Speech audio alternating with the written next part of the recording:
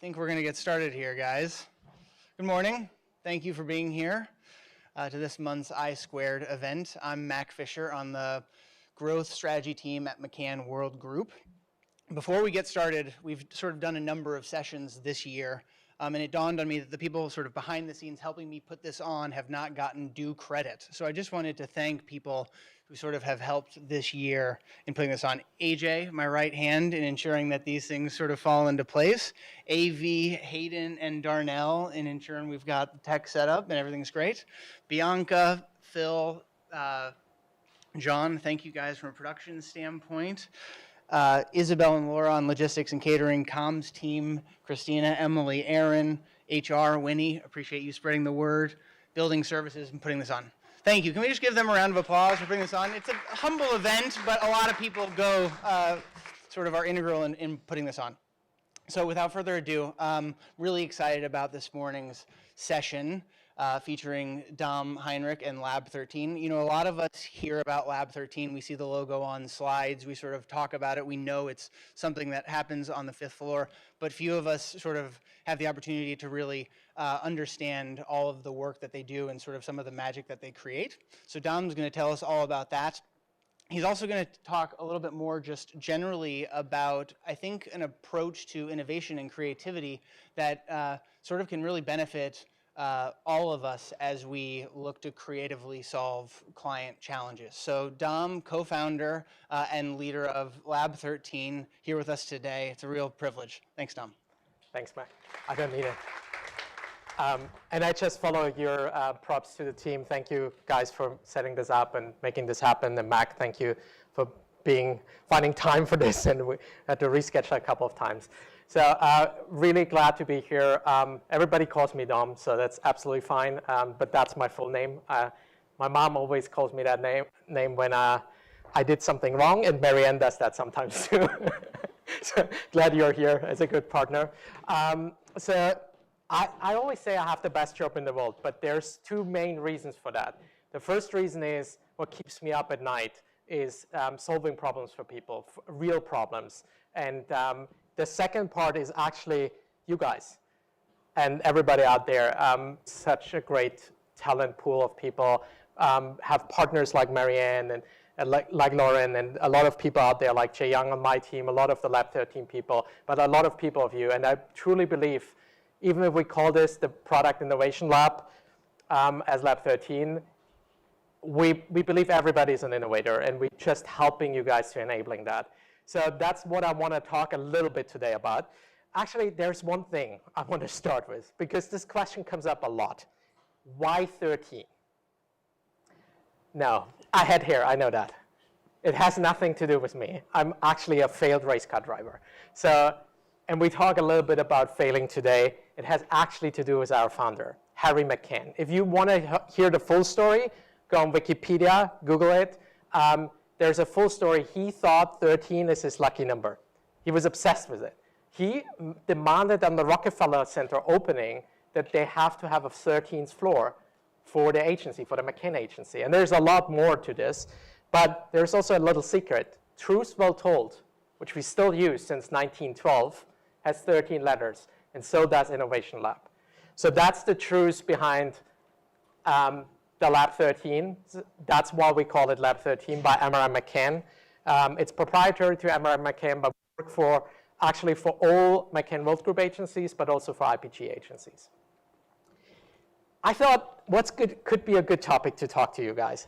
And since we have Halloween, I thought failing is a great thing because everybody's afraid of. Are you guys afraid? Yeah. Great. That's going to be a spooky session. So, but actually, I thought it might be a little bit too heavy for everybody. So that's why I want to talk about the magic of failing. So I said I'm a failed race car driver. That's why I'm here today. So what can we learn from this? I have the best job in the world. Right, failing is a good thing. And that's what I want to talk to you guys about today. And there's a couple of really great examples out there. There's, for example, and we can probably argue about that, but the best basketball player in the world, Michael Jordan. He said he missed more than 9,000 shots. But the most important quote here is, and that's why I succeed, right? He believes failure And mistakes, if you learn from them, you can succeed and can be more successful.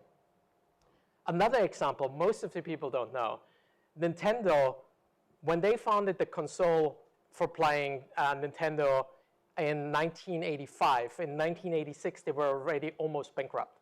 So some of the engineers and developers started to gather games out of the lab, and some of them took it home. And one of the developers actually found a bunch of neighbor kids at his house playing with his kids Super Mario, which absolutely failed in all the tests they had. But the kids actually freaked out on this. They loved it.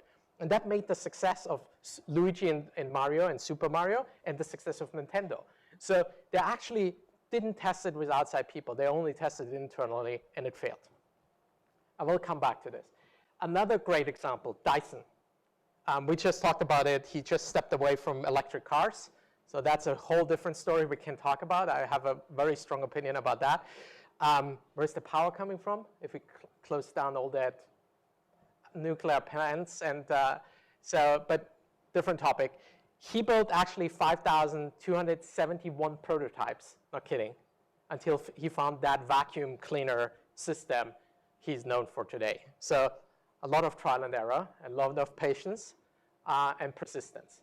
Another great example, which I love, being fascinated by architecture and design, bubble wrap was actually meant to be a wallpaper.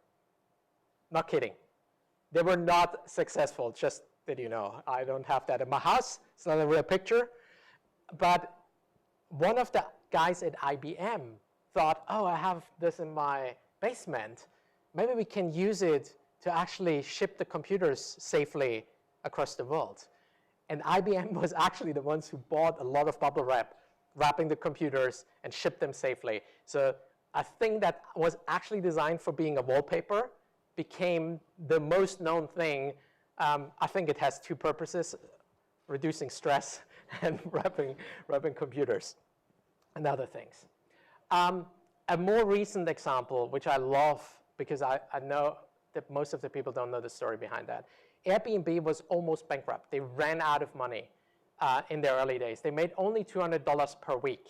That was not enough and not sustainable. So they tried everything. They changed the UX of the website. They did a marketing push. They did a bunch of changes in the system, payment. They tried everything. Nothing worked. When they did a trip to New York for an investor meeting, they figured out that the apartment they stayed in, which they booked through their platform, was actually beautiful and looked awful on the pictures on the Airbnb. So they were like, okay, let's take the rest of our money, which is left, and do another trip to New York, go to different apartments, taking great pictures, and that number increased within 2 weeks to $400. So that's the story. They actually, sometimes you have to pivot your perspective on actually looking at things differently. So that's what we always talk about, fast iteration breeds fast innovation. That's the core of it, right? Understanding that maybe the most obvious problem isn't the problem. It might be something completely different. Maybe the most obvious use, what you came up with as an idea for the product or the design you made, is maybe not the right use for it. So don't trash it immediately. So failing by design is a thing. It's important. And has a very big problem there.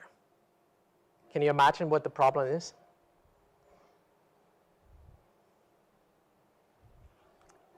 We are the problem, humans, because we are very interestingly wired. We are wired for efficiency. I know the Germans are known for that, but that's not true. Just to be clear. I'm also not on time. Everybody who knows me knows that's true. But we are wired differently. We are meant to go the most efficient way. We see a problem, we solve it, done. Because we all want to be happy. Who wants to be happy? Did you know that's the most used drug we have, right? Happiness. It's not weed, guys. Weed is not the big thing. Happiness is the big thing. That's the next thing you should invest in. So there's an interesting secret to this. Happiness comes from solving problems, and that's where we run into an issue. Because our brain is wired for efficiency, which means the most obvious problem solved we see, we use, and think that's done, let's move on. So that's the tricky part. How do I push? How do I see it from a different angle? How do I go a little step further? And go through this pain, which is high, come to that point, make it or break it. So I wanted to use that chart, not because just it's the A from the failing, because we all want to go up there to the satisfaction point. The interesting part is, when people reach out to Lab 13, they come at the make it or break it point. And it's not wrong. There's nothing wrong about this. I'm happy to have you coming to us. The issue here is, at that point, we're probably not the right answer for you, because you're a long way ahead of the game, and we might not be able to solve it because of time. So the right point would be actually early on. We are not a resource, we are a partner. We see us as a team, and that's what we cultivate. We see it as a collaborative way. As I said, I believe that you guys are innovators as well, not just us. Right? We help you to innovate. So actually, it was a long intro to Lab 13, but I wanted to give you a little bit of a perspective where this is all coming from, where innovation is coming from, and how we work together. I'll show you now a little bit of our reel, which gives you hopefully a better understanding.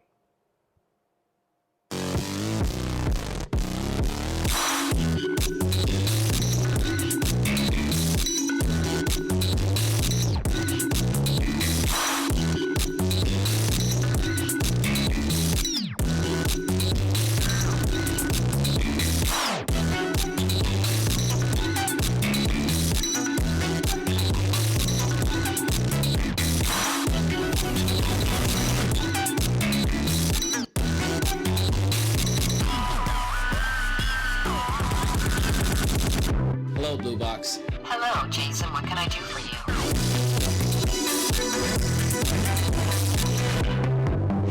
Willkommen im Magiekoch-Studio.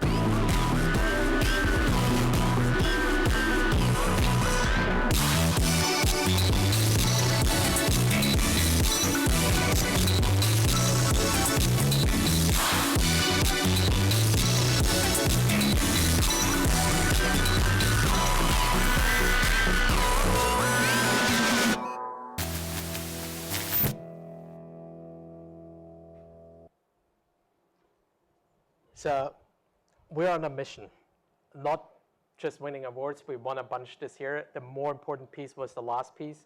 We own a bunch of patents, and that's our currency. That's what makes us and drives us a lot, because we believe then we have actually found something very unique and invented something that's innovative and might be changing the market.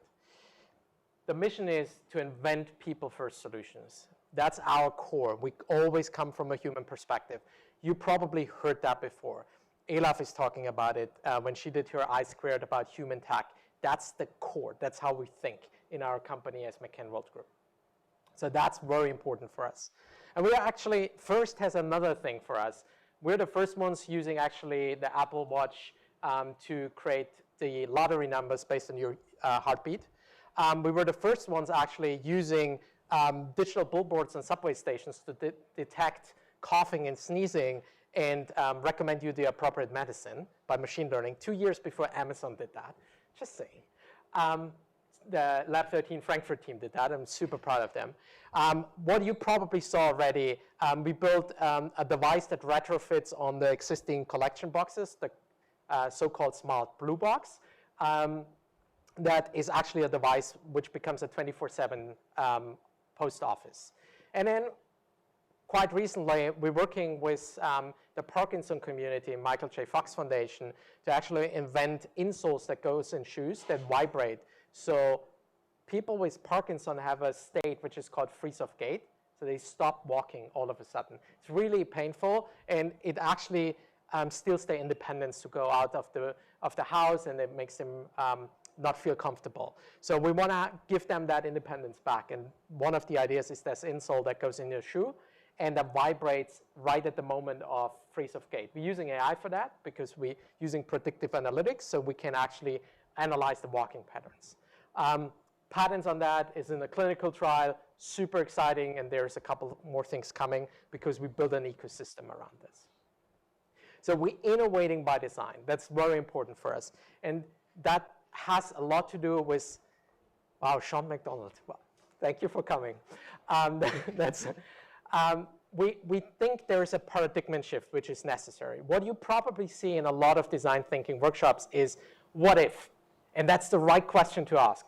But after that, you need to ask the question, what else? Right? Remember the Airbnb example, where he said they never thought about changing the pictures in the beginning. They always thought about pricing, UX, marketing push. They never thought that the most obvious, maybe the most obvious thing, the pictures, is actually the problem for them. So what else is a big question you need to ask yourself. And I think one of the things we see in the usual creative approach these days, especially in agencies, is we're getting inspired by technology. That motivates us to build something for people. That's actually difficult because we will be always technology driven.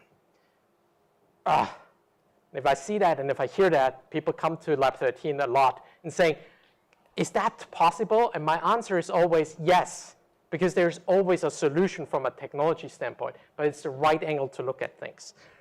We truly believe that technology should be beautiful, useful, and more importantly, invisible. So that's why we have a creative innovation approach, which is the people come first. We take on action, we try something. We ask the question, what else?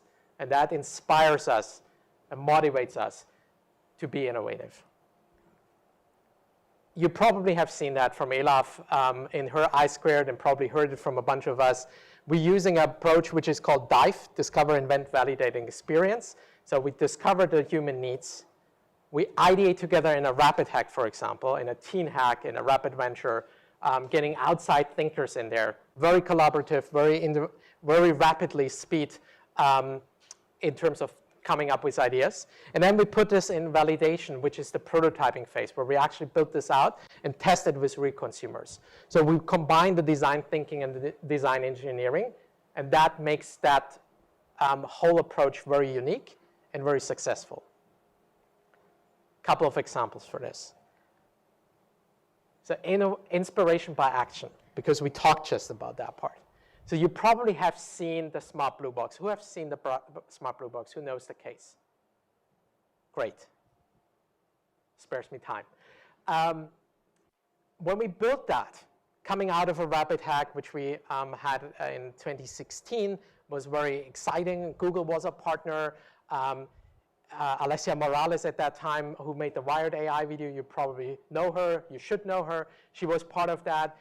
We came up with an idea which was the Smart Blue Box. Everybody thought this is a great solution for the customer service. And when we tested it, the feedback we got is like, but I can still not get stamps. It's very difficult, right? Okay, what can we do? First obvious reaction to this is I put a printer in this, and then I can print stamps, but maintenance wouldn't work, right? It would get way too expensive. The power you need for this, I could continue. There's a lot of reasons not to do it.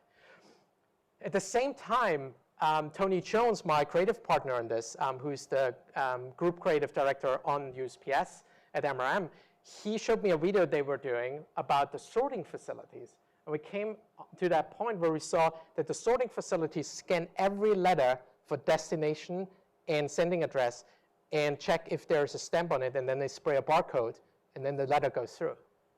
And we're like, wait a minute. So voice is as unique as your fingerprint. We built these devices. We need stamps because that's what people really want. So what can we do? So we actually figured out we create a voice stamp. So you don't need a stamp anymore on a physical paper. You just drop it in. When it goes through the sorting facility, they scan it anyway, but they see there's no stamp, so they check the cloud. Oh, there's a voice stamp. Marianne, okay, I charge Marianne to send the letter to Dom. So that's how we came up with that. And it was a very iterative approach and was a bit painful, but we actually figured it out, and we won a CAN line, and the patents got just published a couple of weeks ago. Another thing we do, which is probably the most unexpected thing in our company, is actually we're building new businesses and building new ventures. And I believe we are good in that because we work at the intersection of understanding technology very good, understanding people, most importantly, very good, have the human insights on the True Central team, which you know from Nadia Thoma-Weldon. She's doing an amazing job with your True Intelligence team up there. We know brand better than anybody else. And we know business as well, right? So we have an intersection which is unique. So we pitched actually against design firms like Frog Design, consultancies like Deloitte, an architecture firm like Gensler, and we won Nike.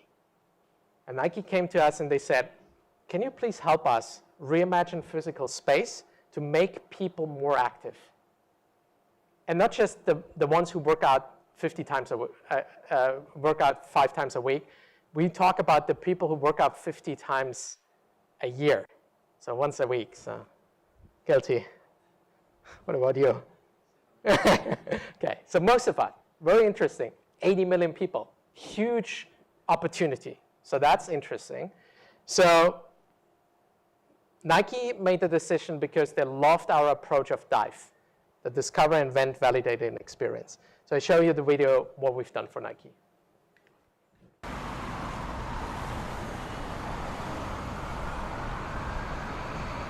Our mandate as an organization is to serve emerging athlete needs by creating disruptive new businesses that also act as new sources of growth for Nike.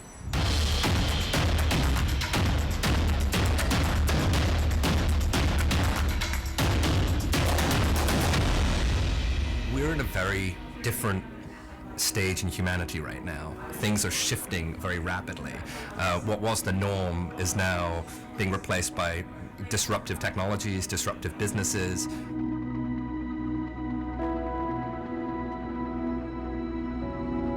When it gets into creating new businesses, especially in areas outside of our core product business, you start to kind of like see and hear things with a bias.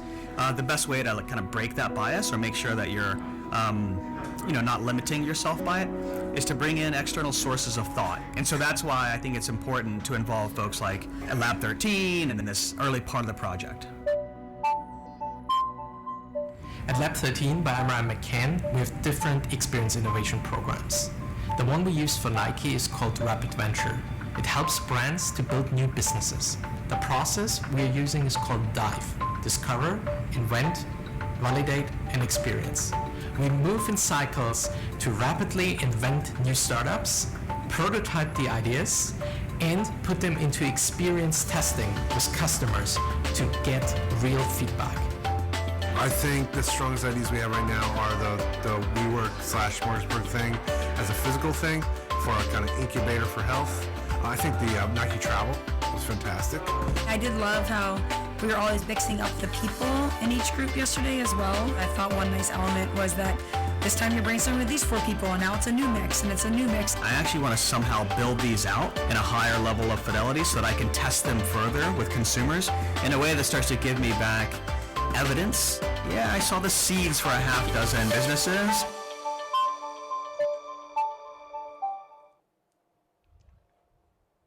It was an absolutely exciting experience. And what you probably noticed is the client was with us the whole time.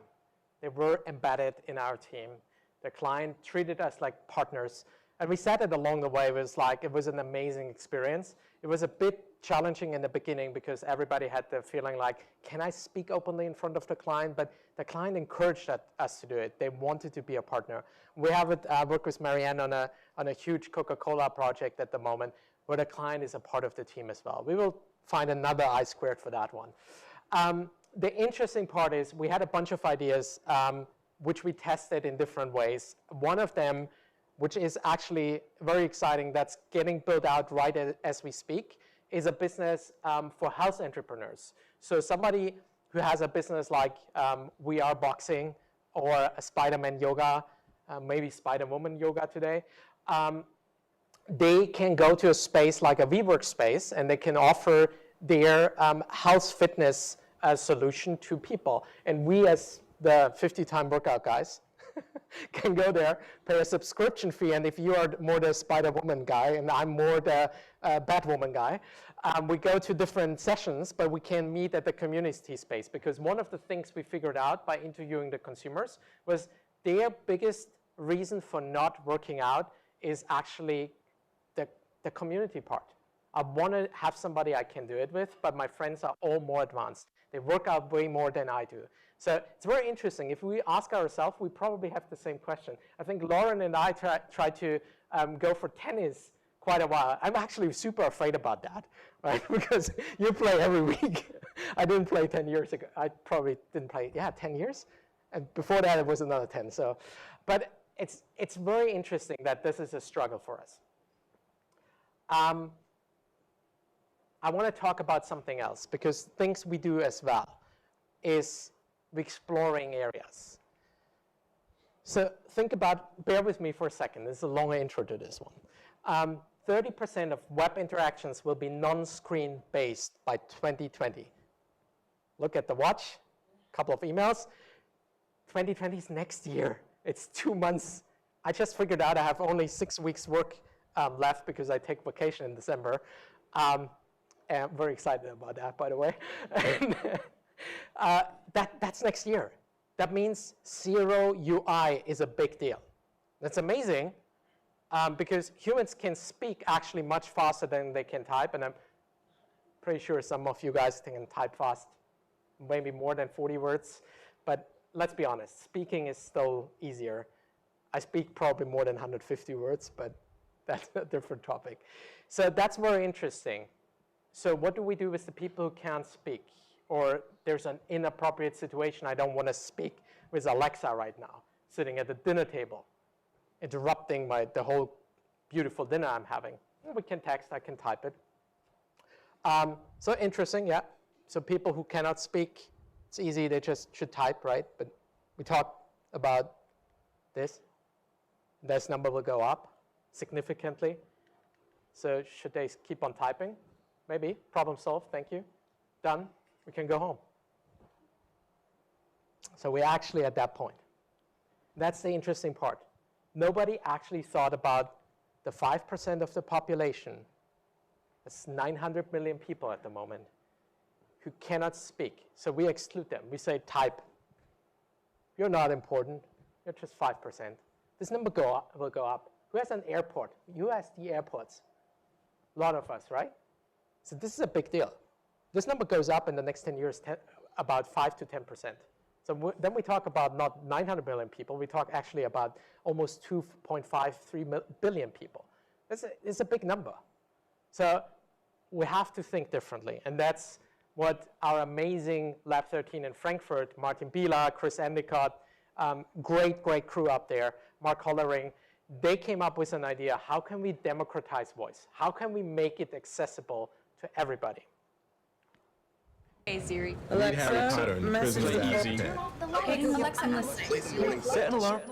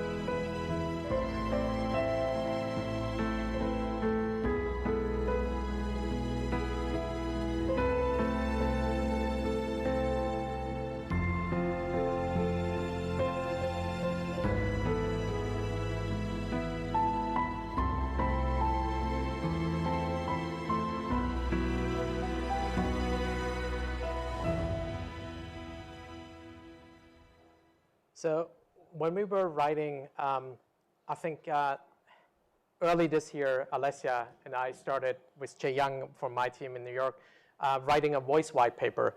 And when we did that, we talked with the different Lab 13s, and that's where we actually uncovered that issue by saying, okay, if we talk about zero UI, if we talk about voice, then we need to include everybody.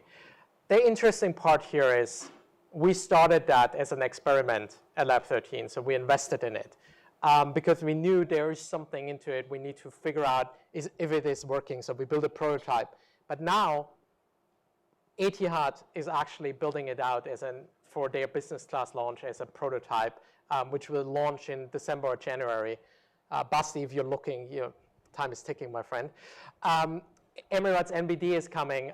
There's a bank. They want to have it for their banking. We talked to Domino's Pizza for the Paralympics next year in Tokyo, and the German Telekom, Deutsche Telekom, which you know probably as T-Mobile in the US, they built their own smart speaker, and they reached out to us and said, can we use that platform? This is really a differentiator. We want to get on this platform.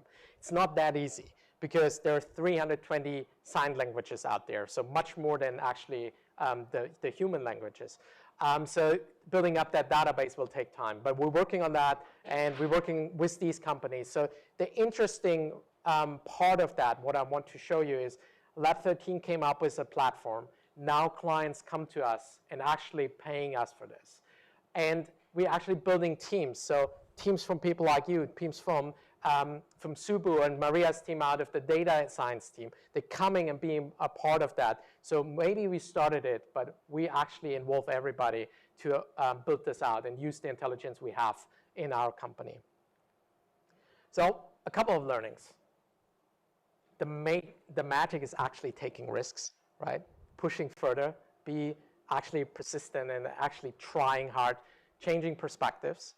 I think it's about create, make, ask, break, learn from that, please fast, and repeat that, because that's actually the methodology behind what we are doing at Lab 13. And we're here to help you guys doing that. A couple of other quotes. I think accept failure is just a part of the process. It's not a bad thing. It's not you personally failing. It's just something not working out at that moment. In times when you do fail, don't waste time on that, right? That's very important. Be ready to pick yourself back up, right? So ask for help. That's maybe a good point also. Maybe we should reach out to this Lab 13 team, right? And talk to these guys. You should do it earlier. We cannot avoid failure. It's just we're actually creating a safe space for that. And look for the good. There is always something good in this, right? And that's what we actually want to encourage you guys. So Lab 13 is here to cultivate relationships with you, with clients, with people outside, with startups, that allow us to share the risks and give us the rewards of a collaborative design approach. We invent products, services, and businesses that hide the technological skill. And we put the people first, as I said. That keeps me up at night, and you guys make me come to work every morning. Deliver value and demonstrate simplicity. So usually we don't talk a lot about technology. I did that a couple of times today. So see it more as an infrastructure, right? We can plug in. You don't think about switching on the light, there's power, there's electricity involved. Wow, crazy. You don't do that. Switch on the light, works, done. Solves the problem, right? Makes the room bright at night. All right, I see you guys are a funny crew. You get my German humor. So please feel free to reach out. So that's for the guys who are out there watching it online. There is somebody in every region. There's Martin Bila with his team in Frankfurt. There's Monica Taylor with her team in Manchester. There's Jay Young, which you probably already met. She's downstairs on the 5th floor at Lab 13 by Amara McCann. She's leading the New York team. We have new on the team, Alan Wong from Lab 13 Tokyo. He's actually responsible for APAC at the moment. So please, everybody in that region, feel free to reach out to Alan. He will probably love to talk to you guys. And we have a Detroit team. The Detroit team is actually a joint venture between Emra McCann and General Motors, and that's a joint team. And they come up with a lot of digital e-commerce solutions. Very interesting team, very exciting what they're doing. They don't just talk so much about it because they're not allowed to. So very exciting, just reach out to them. They're probably super happy to help. I want to close that whole session with something Steve Jobs said, I think in the late 80s, when he talked about how important it is to actually just pick up and call somebody and ask for help. Actually always found something to be very true, which is most people don't get those experiences because they never ask. I've never found anybody that didn't want to help me if I asked them for help. I always call them up. I called up, this will date me, but I called up Bill Hewlett when I was 12 years old, and he lived in Palo Alto. His number was still in the phone book. And he answered the phone himself. He said, yes? He said, hi, I'm Steve Jobs. I'm 12 years old. I'm a student in high school, and I want to build a frequency counter. And I was wondering if you had any spare parts I could have. And he laughed, and he gave me the spare parts to build this frequency counter, and he gave me a job that summer in Hewlett-Packard, working on the assembly line, putting nuts and bolts together on frequency counters. He got me a job in the place that built them. And I was in heaven. And I've never found anyone who said no or hung up the phone when I called. I just asked. And when people ask me, I try to be as responsive, to pay that debt of gratitude back. Most people never pick up the phone and call. Most people never ask. And that's what separates sometimes the people that do things from the people that just dream about them. You gotta act. And you've got to be willing to fail. You've got to be willing to crash and burn. With people on the phone, with starting a company, with whatever. If you're afraid of failing, you won't get very far. So my question to you guys is, let's crash and burn it together. Are you willing to crash and burn with us at Lab 13? We are there to help you. Please feel free to reach out. The Lab 13, the Emra McCann crew knows us, but also McCann people, please feel free to reach out. We're super happy. Just pick up the phone and call us. Send us an email, Teams message, everything works. Thank you very much.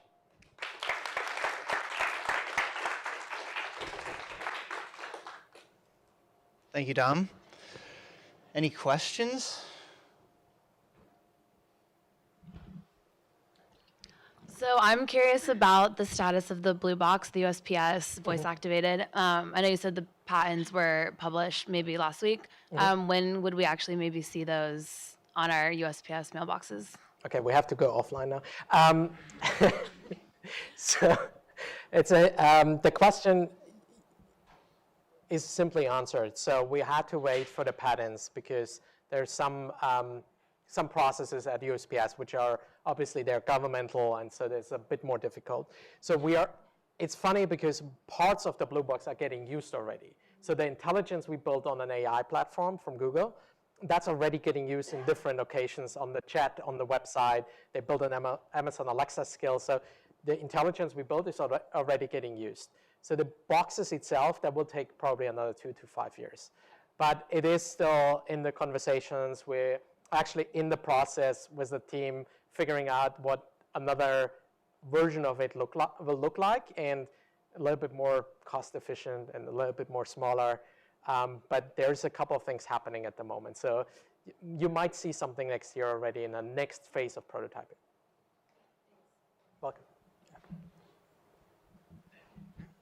Riding on the coattails of your, pick up the phone. I mean, could you give us an example of someone within the network who, had a business problem and then reached out, and how that whole interaction kicked off to work with you guys? Yeah, there's a bunch. I think since you are here, Sean, I think one of the very interesting ones was when the Dubai team reached out last year with an RFP for Etihad. And it was an RFP about building a business, being innovative, being part of an innovative crew. They basically reached out to Sean in this case and his team, and Sean looped me in, and I think Toby, and there were a couple of people involved. Serena was involved in that. And they reached out to us and said, hey, can you help us with this pitch? And we actually took it on as a team. We had a purple brief, which you know from Amran McCann. Everybody who doesn't know it, we have something at Amran McCann which is called Purple Brief. So we asked the whole network, the 2,500 people at Amran McCann, to actually contribute ideas within 48 hours. Super interesting system. So we did that. We had all the labs, and we created a bunch of ideas within 5 days. Wrote the proposal, and won the pitch. This is a bit of a difficult one now because we're part of a larger group. There's consultancies, there's Siemens, there's IBM, there's us. I think we are the only agency network in there. And we work with them on different projects like the ATR project with science, what we're doing at the moment. So it's a great example of somebody just got a brief which was very challenging and reached out to us or to leadership.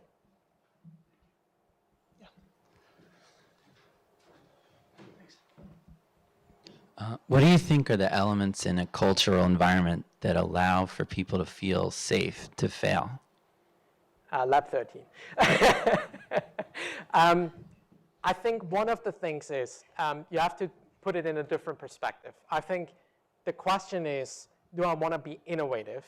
And do I allow the team to give them guardrails and still free them within these guardrails to come up with something? So the project I mentioned we're working on for that beverage brand in Atlanta, we just put a whole team together and placed them at an incubator.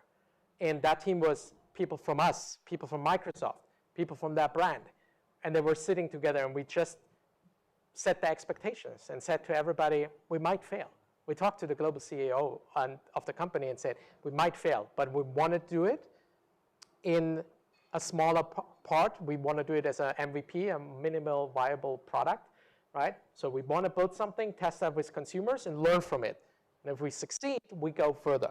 So that was the agreement. So I think it's setting expectations and the right guardrails, allow failure. It's absolutely okay to fail, but also how can we iterate fast to actually be successful? Because that should be the outcome, right? You don't want to shut it down. Make sense? Cool. Any others?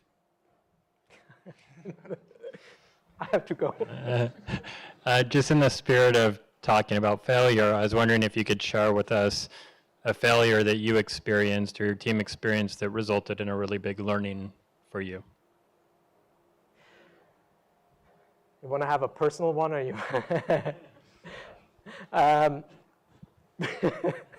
wanted to be a race car driver? You didn't. You missed the intro. I think there's a couple of examples. I think one of the ones I shared with you guys, the Nike example, was the architecture building. That was something that didn't really resonate with us as a group, and we thought that's not going further. And actually, when we started testing it with consumers, we figured out that they actually resonate to that very well. So that's one of them where I feel like that's very interesting. The project I talked about, which probably needs a separate I² session, there was a couple of situations where we actually thought we don't find a technical solution to this. Actually, the project failed in the internal testing with all of our people, which is super interesting because it shows also in what kind of bubble we live, right? Because we had in parallel path 500 people outside testing and 300 people inside testing. And the question was, would you use that again? And people inside said no, never. People outside, yes, 95%. So it's very interesting that I think one of the, to one point of your question is, I don't see it as failure, I see it as a realistic, eye-opening approach of saying, okay, we live in a bubble, we probably need to open ourselves to talk to real people. And there was something 50 years ago, 40 years ago about focus groups, right? It's maybe the wrong approach to do that because we are living in a different world. You have to include people in a real environment, but I would say that was really eye-opening because a lot of people thought this was a bad idea, and it was really actually a good idea. 2 examples. Any other questions? Any others? Any questions from the web? No? All right. Thank you. Yes, thank you all. Thanks for coming. Thanks, Tom. Thank you.